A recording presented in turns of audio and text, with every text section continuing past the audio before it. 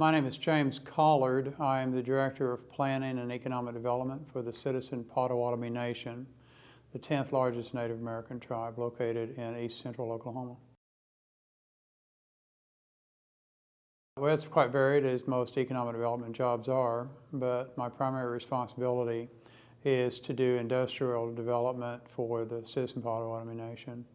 I also evaluate a variety of development proposals, from franchise opportunities to helping individual businesses as well.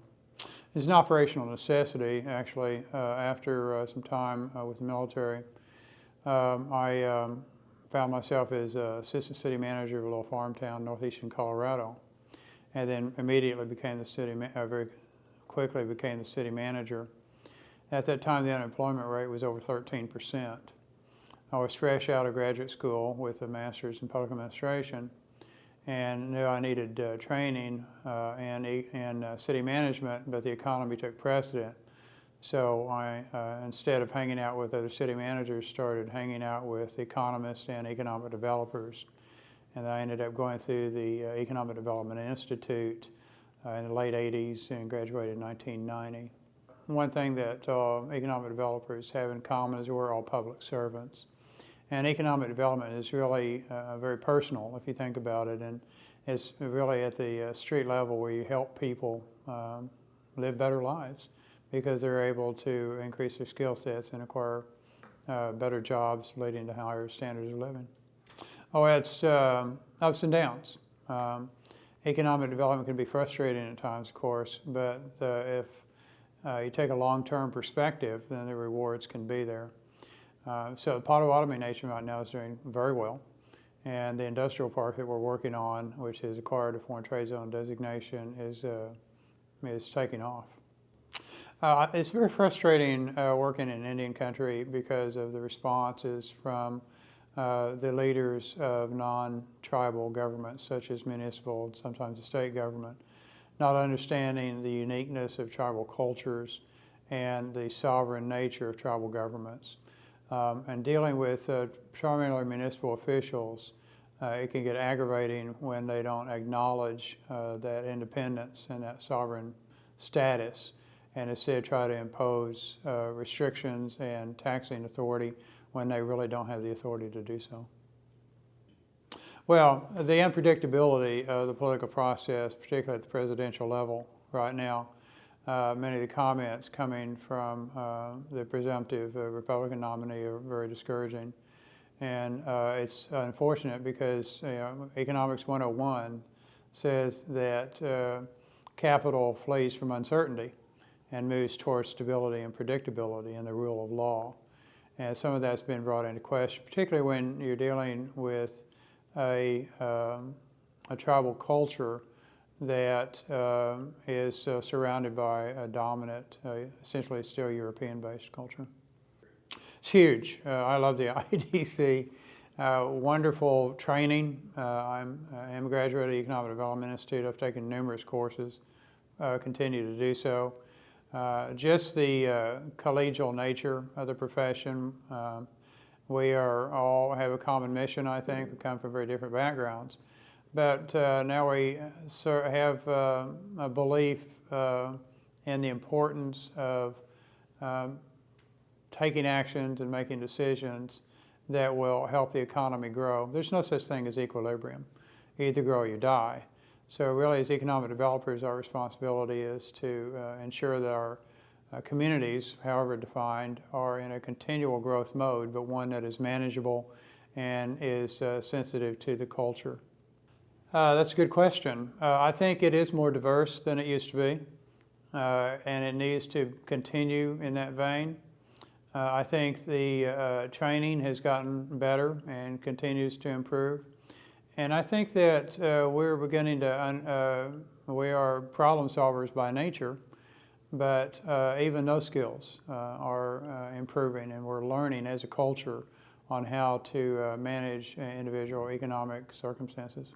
You know, you have to have numbers to inform your decision making, but you can't be locked into them and blinded by the numbers. Economic development is really about helping people live better lives. And so many times we get wrapped up in job creation without understanding what kind of jobs we're creating. We talk about economic growth at the expense sometimes of culture and preserving a way of life that should be protected. I've worked on some big projects over the last several decades. I think what I'm doing right now is certainly the most fulfilling, working for the Citizen Potawatomi Nation and moving not only into industrial development but also into international trade. We have a foreign trade zone designation for our Iron Horse Industrial Park, and that's allowing us to interact with people all over the globe, and that's very rewarding. Well, of course, this generation is very media savvy, and while there will always be a great need, actually it's a necessity to do the number crunching and the deep analysis, which sometimes people forget.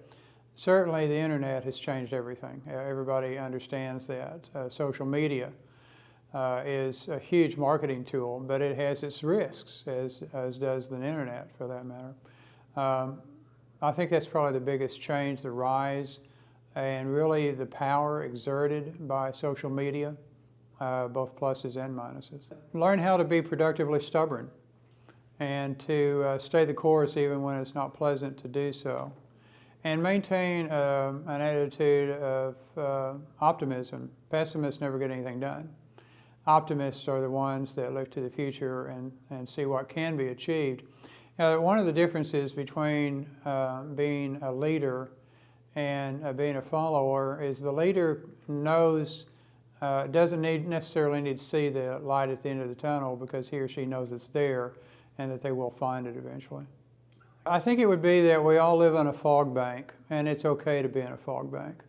And it's okay to bounce off of obstacles as long as you're good at bouncing and not let the obstacles sink you. And just keep pushing forward. This is a great profession. It is an honorable profession, and it is an absolutely critical profession for moving our society forward. Well, it's not for everyone, but I find it intellectually challenging and interesting. I personally thrive on complexity, on taking on the projects that other people think are impossible. And a lot of what economic developers do is tackle the impossible and make it a reality. And for people that are of that bent, then it's a wonderful place to be. It pays pretty well. The intellectual stimulation is great. And of course, you're around some just tremendous people, not only at the local level, but at the global level for that matter.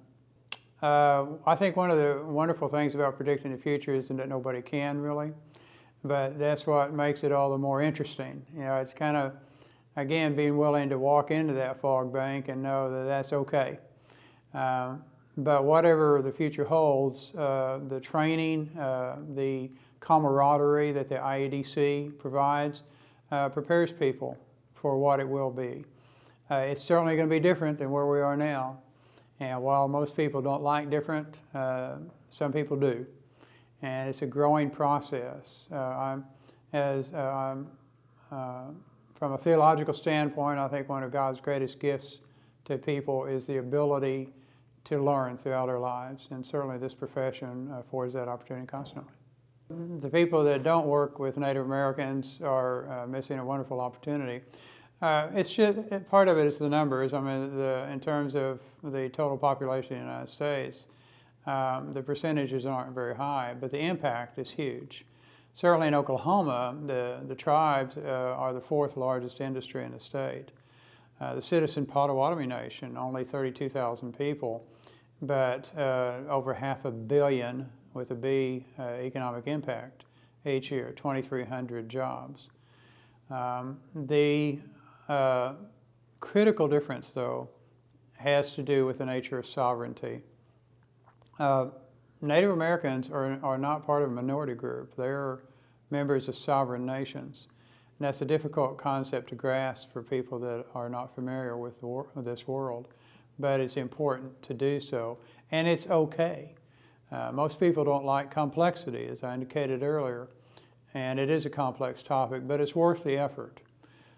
And so I believe it was Justice Brandeis. I'm not sure exactly the individual, but the statement is the greatness of a nation is determined to a significant measure by the way it treats its indigenous people. And I think that should be a guiding principle for all our policies at the national, state, and local level. I've shared this before. I did my doctoral dissertation on the relationship between tribal and municipal governments.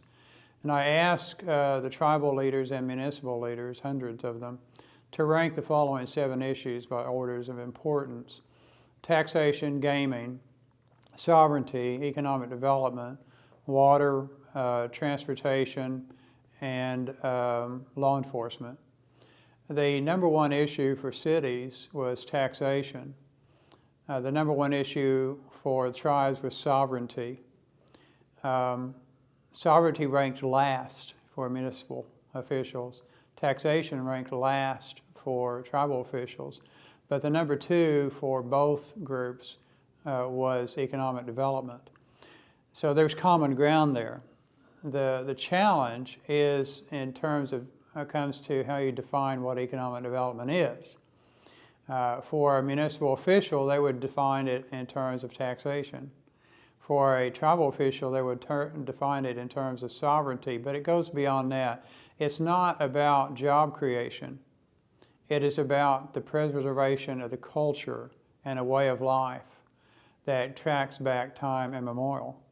So we need to understand that it's okay to be different from each other as long as we are willing to put out the effort and have the integrity to and the courage to accept definitions of what economic development really is. And that way we can craft a vision, while not exactly the same, at least shares enough similarities to where we can move forward together. But that's the critical difference. The tribes think not in terms of 3 years or 5 years. The common moniker is to make decisions based on 7 generations. Radical difference between us, but a critical difference. I think there is much to learn by the non-tribal community from listening to that kind of guidance. The casinos are a means to an end. The tribes operate as national economies, small national economies, but national nevertheless. The casinos provide revenue for industrial developments, which is what I'm doing. The casinos provide revenue for provision of tribal police departments, for healthcare clinics, for elder care.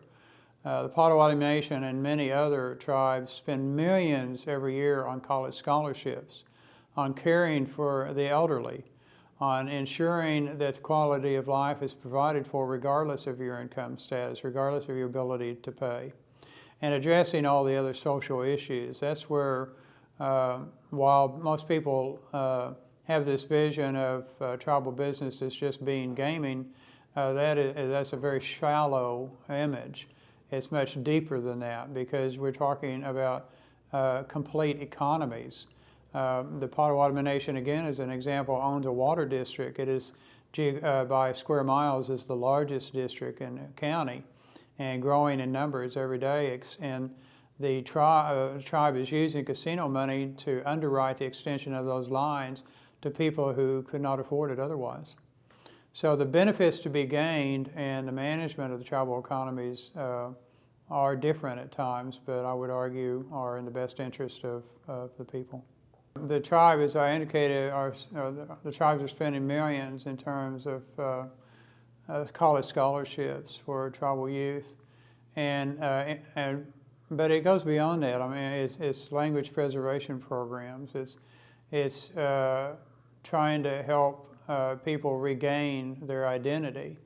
I think that an overemphasis on economic issues runs the risk of endangering the culture and the self-worth of the individual. We got so wrapped up in stuff and buying more and more things and lose what we really need to concentrate on, which is fulfillment and contentment and a sense of purpose.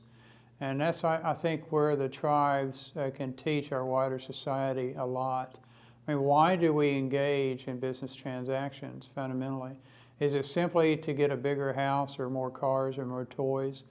Or is it to fulfill our mission as people? And then finally, I think we need to understand that we as humans tend to be an arrogant species. You know, we like to think that we can control everything.